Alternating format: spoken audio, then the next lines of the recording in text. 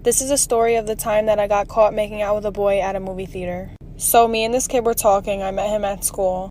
And he had asked me one day if I wanted to chill with him, go to the mall, and then later go to the movies. And in high school, if a boy asked you to go to the movies, you know what was about to go down. And just to clarify, that means to make out, nothing more. I just want to make that clear. And nothing wrong with that if you do end up doing anything more, but not me. So it was me, my friend, him, and his friend. So we spent most of the day at the mall and then made our way over at nighttime to the movies. And we went to the latest movie. I think it was like 10 o'clock, but that was the last showing for the night. We got thirsty while we were watching the movie, so me and the kid I was talking to walked to the snack stand, but they told us that they were closed and the register was shut down. And being 15 years old, I caused a whole scene and tried to talk to the manager, but they weren't having it. Then me and the kid walked back to the movie, and you know how when you walk in, there's like a railing all the way down? Well, he picked me up, put me on the railing, we started making out, and then the door opened. This is Getting Caught Making Out with a Boy Part 2.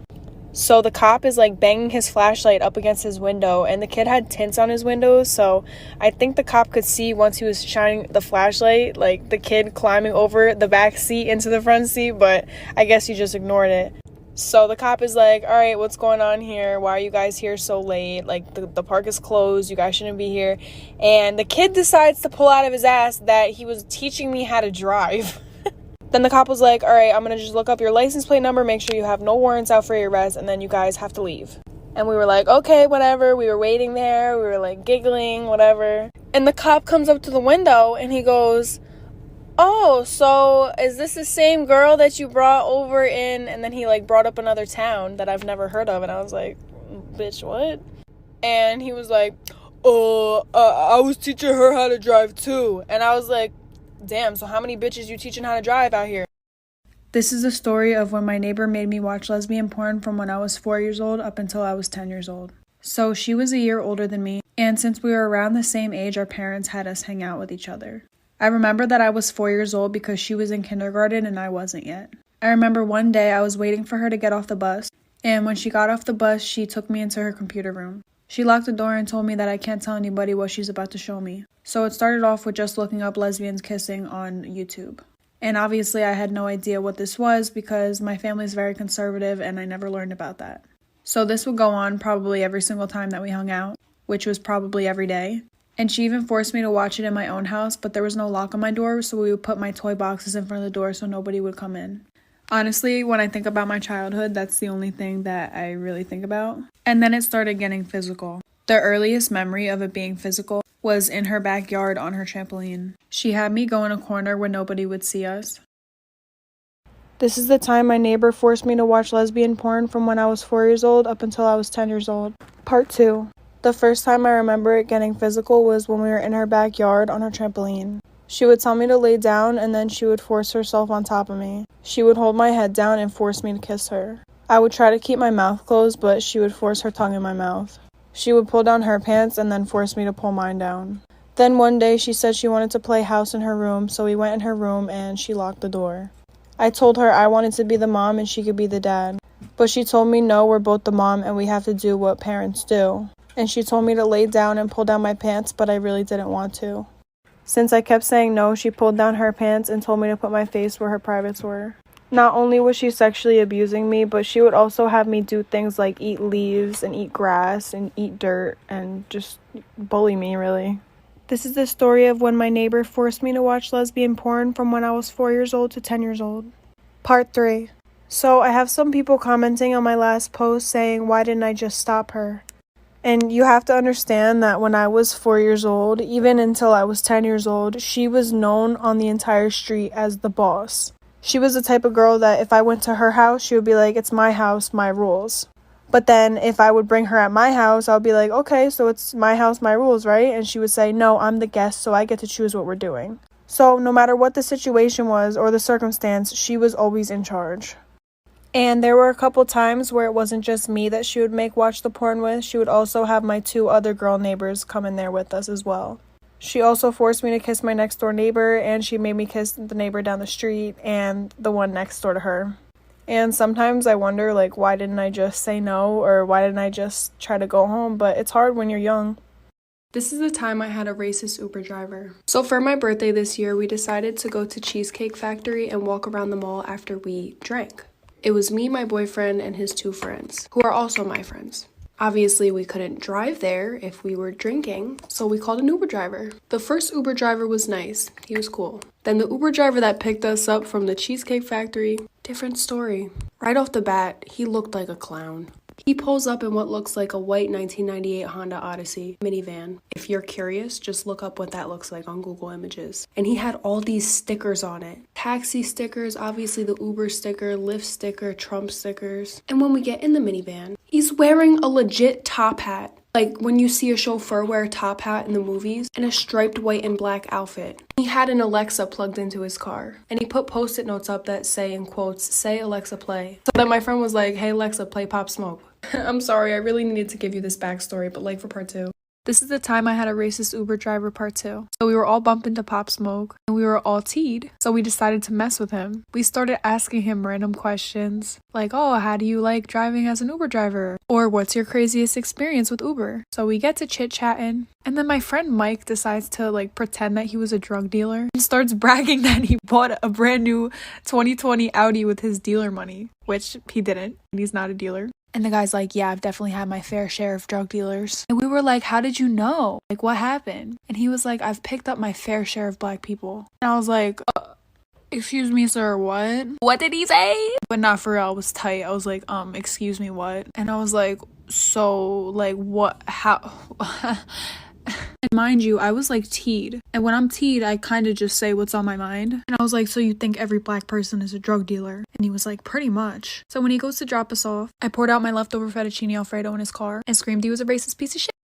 Story of the time I almost got in a fight over road rage. I know you probably are thinking because of my road rage, but no, sweetie, because of some stupid little girl's road rage. So I was driving on this main road in my area, and it's basically the road that leads to like everything, like the mall, different food places, just basically everything. And if you're from Jersey, then you know that people suck at driving. So the speed limit on this road is about 50, but there's always traffic because everybody goes on that road. And the drivers over here love to cut in front of people. So somebody that was 2 or 3 cars ahead of me decides to weave in front of somebody right before a stoplight. So the first person slams on the brakes, then the second person slams on the brakes, and then I slam on my brakes because I wasn't about to hit somebody. And little miss driving a 2001 Mercedes-Benz decides to honk her horn at me as if it was my fault and pulls up next to me with her windows down. And I'm like, bitch, like, you really think that it would be my fault if you slammed in the back of me? If anything, it's the 2 cars ahead of me's fault, not my fault. So we're at the stoplight next to each other. She starts screaming.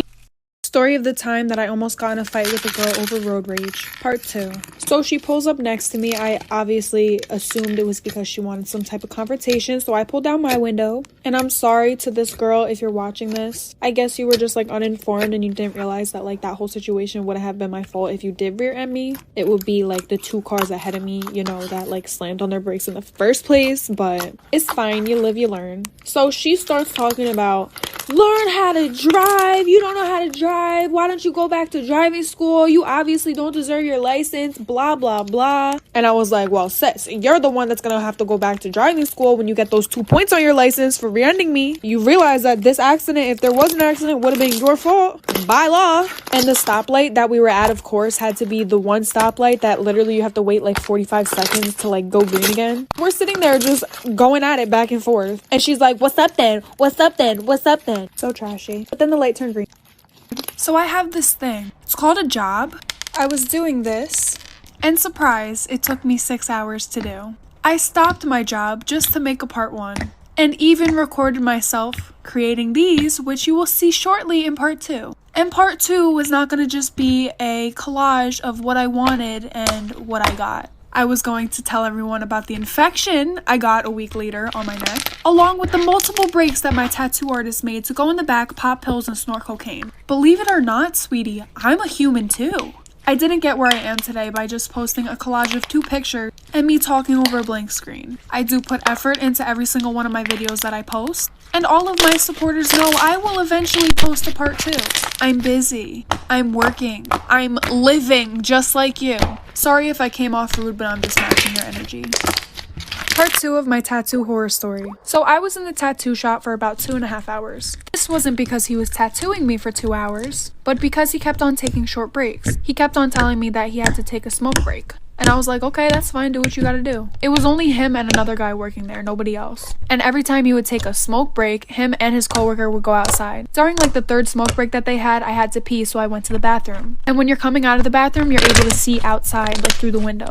So I noticed that the guy that was giving me my tattoo had a pill bottle in his hand. I kind of figured it was like Tylenol or something. But he was pouring it into his coworker's hand and he looked mad sus. So I go back and I wait in the room, sitting in the chair. Mind you, my friend was with me. And they took another 10-15 minutes to come back. And the way that I was sitting, my head was kind of like leaning down. So every time he would come back, the door was behind me, so I didn't really have to look at his face. And keep in mind that this was the longest break that he took the whole time. So after we left, my friend told me that that time that he came back, he had white powder all in his nose and he was trying to wipe it off. And my tattoo got infected. Story of the time a cop went in my car without my permission. So for a while, I was going to people's houses to do their nails. And I would do this in the summer, so a lot of my clients set up a table outside so that the smell didn't smell up their house too bad. I always feel rude to park in the person's driveway, so I usually park outside of their house on the side of the road. And this time in particular, I did just that, and we did her nails outside as well. At the time, my car had temp plates on it because I had just recently got it. And also, my car is a BMW 2-door with all tinted windows, so you cannot see inside of it even if you tried. So I could understand why it looks a little bit suspicious. Luckily for me, my nail client's dog ended up running out of the fence into the front yard, right near my car. So I go with her to chase him, and I see the police officer opening up my car door. And I wasn't parked illegally or anything, and my temp plates weren't expired either.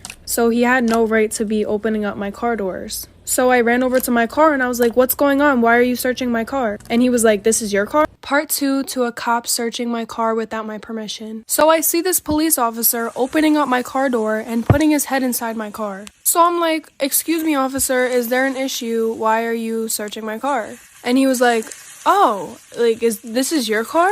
And I was like, yes, do you have a warrant? And then he said, do you live here? And I was like, no, but do you have a warrant? And then he said, no, actually, the neighbor called me because he was concerned, and I actually live down the street, and the car was unfamiliar, so I felt the need to search it. I can't see inside of your car because of the tints, so I didn't know if somebody was in there, like maybe sleeping in their car or something. I don't really remember what he said, but I was like, okay, but I think you need a warrant to search the car. Please close my door. And honestly, he was pretty nice about it, I'm not gonna lie. I was just really annoyed because in my head I'm thinking like, why? Like, I'm not doing anything wrong. I'm always getting caught up for doing nothing.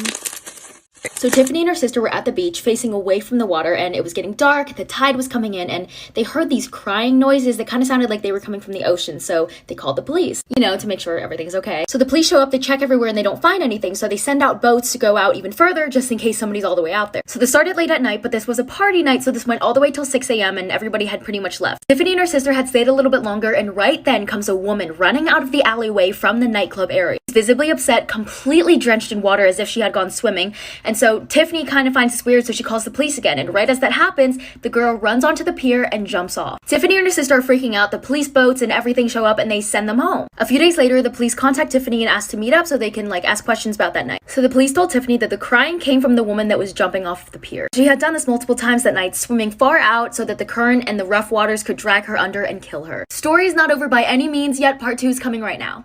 Part 2 of the lady jumping off of the pier. So she was jumping off, trying to swim out really far so that the rough waters and the current could drag her under and kill her. She just didn't want to live anymore. The police told Tiffany that then, 2 hours later, she was found on a different pier trying to do the same thing. Thankfully, the police got to her in time and took her away to a hospital where she can get the help that she needs. Tiffany witnessed this and everything, and this all happened 5 years ago. And so recently, right before COVID, Tiffany gets on a bus and she sits down.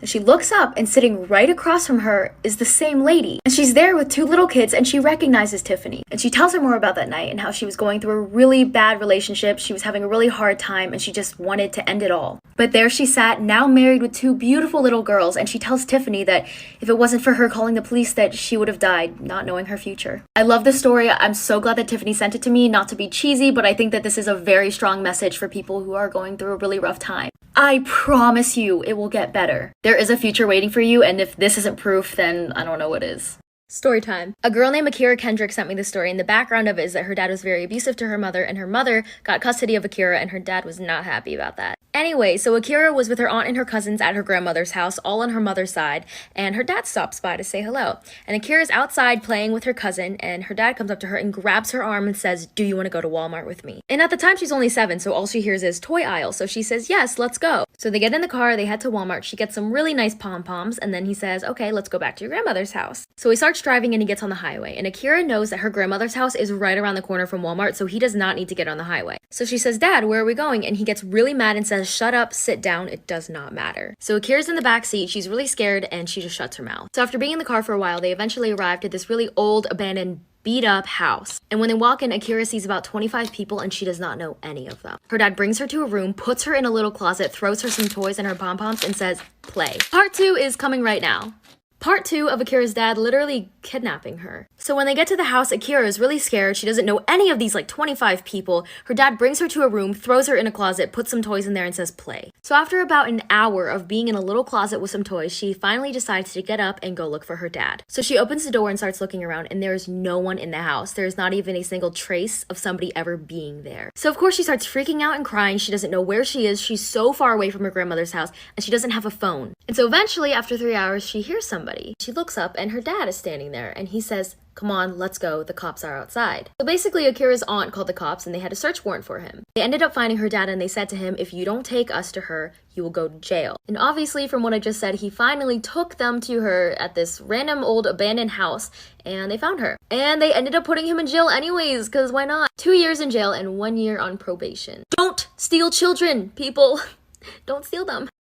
Story of the time I snuck a boy into my best friend's house. So me and my friend were in 7th grade. And if you're new here, I guess you don't really know. But 7th grade is when I really went wild. Not high school, not college, but 7th grade. So my friend's parents had went away on a cruise. Her grandma was watching her and her siblings. And me too, because I slept there every single day. It's funny because I can't remember how I met this boy. I just remember that me and my friend both wanted to hang out. It was really weird. So this kid ends up riding his bike over to her house. Mind you, it was daytime. So I don't know how we got away with this. But he snuck in through the back, and we took him upstairs into her room. We were all really thirsty, so we started drinking water. I drank so much water that I started to feel sick. But I ignored it and drank more water. And even though 7th grade was my crazy stage, all I would ever do with boys is just kiss them. So I kissed this boy, and eventually I had to use the bathroom, so I left for about 10 minutes, and I came back to my friend kiss. Creepy story time. So this story was sent in by Anne. She was working as a janitor in a small grammar school. She would clean the school after the kids all went home. It was a really easy job. She carried around a lot of keys to open up the different classrooms in all the different buildings. She would normally place the keys in her belt loop, and she always noticed that it would jingle every time she would walk down the hallway. One night she was taking her break in the teacher's lounge. She normally would play the radio and eat lunch with one of her other co-workers. When one night she says to her co-worker, "Do you hear that noise?" They heard the sound of jiggling keys. They sounded exactly the same way her keys sound when she carries them on her belt loop. Her coworker didn't hear it at first, but then she finally did hear it. This went on for a couple nights, until one night when she's cleaning the boys' restroom.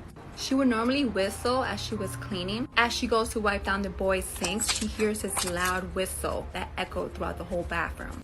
She's of course startled, but she goes and checks all the stalls to make sure no one was in there. Even though all of the stalls were empty, she could still hear the loud, piercing whistle coming from a man. She ends up running down the hallway to find her coworker and finds her vacuuming. The minute her coworker saw her, she looked at her and goes, "You saw something, didn't you?" I guess the look on her face said it all. From that night on, they would only work in pairs because she refused to be left alone. She would also make sure that the bathroom was the first thing she cleaned every time she arrived to avoid having to be in there after dark. She would go to work, clean up as fast as she could, and leave. She ended up submitting her resignation shortly after.